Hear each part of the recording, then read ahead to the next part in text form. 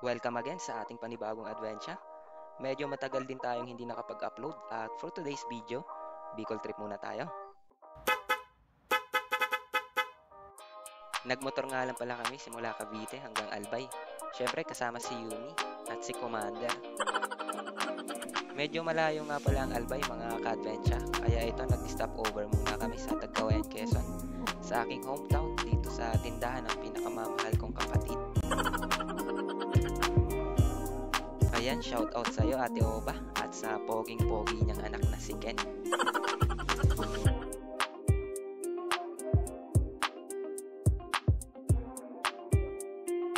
At dito na din kami nagpahinga at pagkatapos biyahe na ulit. Sa mga oras na ito ay mahigit 3 o 4 na oras pa bago makarating sa Albay. Bilib nga din ako dito sa OPR ko dahil kahit gaano kalayo ang biyahe, G pa din. At eto, after ng ilang oras na biyahe, stop over ulit para magmerienda.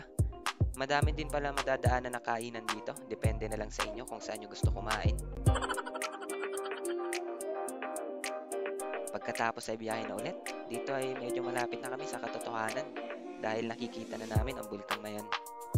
Pangalawang punta ko na pala dito, ang unang punta ay kasama ko si paring Luis at si paring Arnold. Ayan, shout out sa inyo mga pre. At eto, malapit na kami pero hindi namin alam kung saan ang exact location nung tutuloyan namin kaya nagtanong kami sa taga dito. Kamusta po yung nuevo? Yung ito po. Sige po, salamat po. Very approachable naman yung mga tao dito kaya hindi nakakailang magtanong. At dun lang pala sa likod yung tutuluyan namin ng ilang araw din.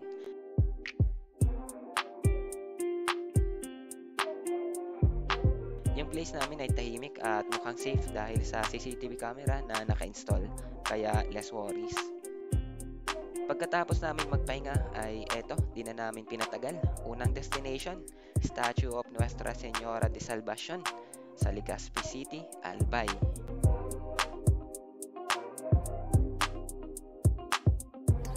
Wow! Ang ganda! Ang ganda!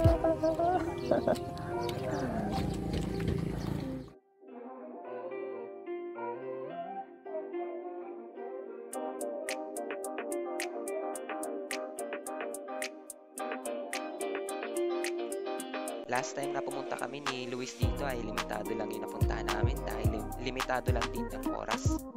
At pagkatapos ng ilang minuto, picture-picture at video-video, proceed na kami sa next destination. Ito ay yung tinatawag nila na Black Lava at meron din ditong zipline, ATV at iba pang adventure. Sir, pwede bang pumasok?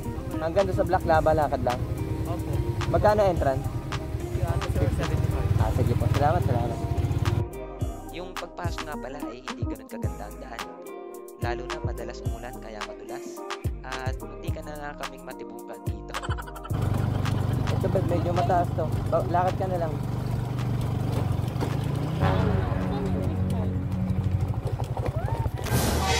Okay.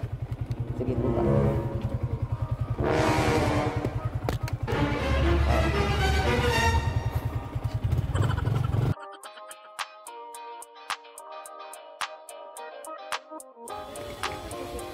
Ha? Pwede dalawa sa jeep lang. Isa lang. Para naman makapasok ka dito ay kailangan nyo magbayad ng environmental fee na 50 pesos.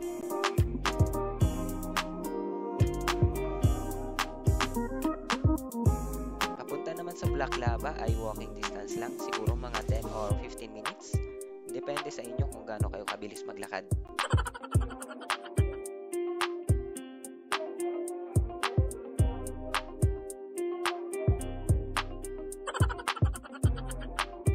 Medyo matarik din yung mga daan at matalas yung mga bato, kaya pag nadulas ka ay sigurado may paglalagyan ka.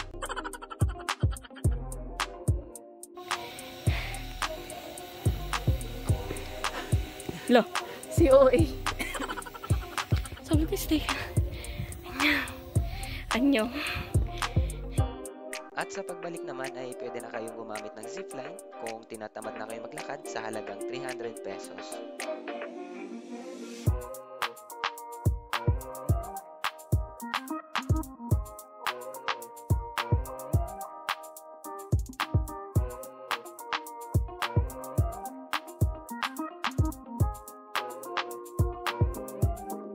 Sa itaas naman ito ay meron ditong helipad kung saan may malawak na space para gamitin sa picture taking.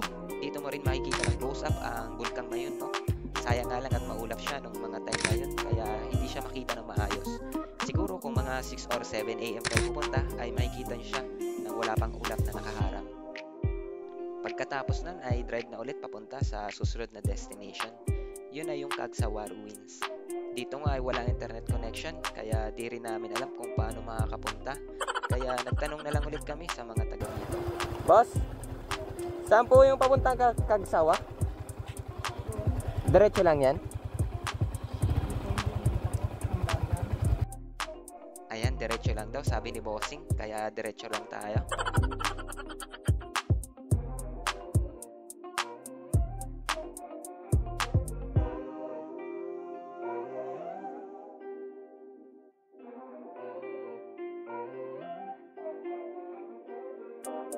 At eto, nakarating na kami.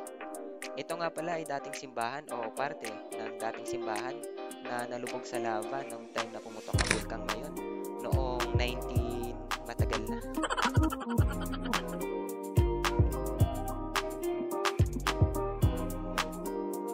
At dahil sa sobrang init din ng panahon, nagpahinga muna kami dito sa Gedli.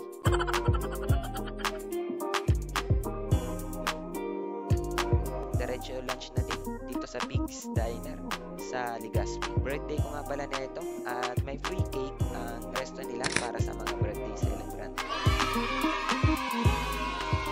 At sa hapon naman ay tumambay na lang kami dito sa Higanteng Kamay, Highland Park.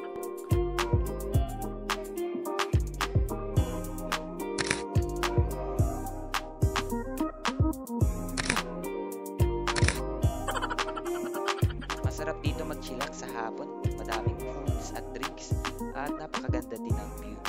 At dito na nga natatapos ang ating day 1 mga ka-adventure.